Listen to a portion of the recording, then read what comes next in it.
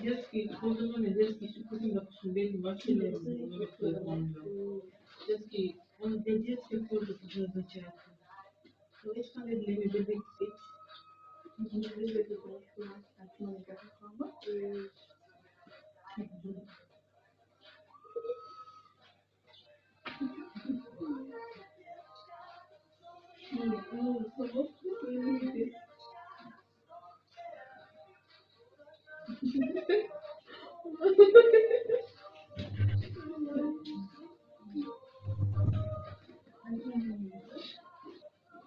Видимо, бедек, если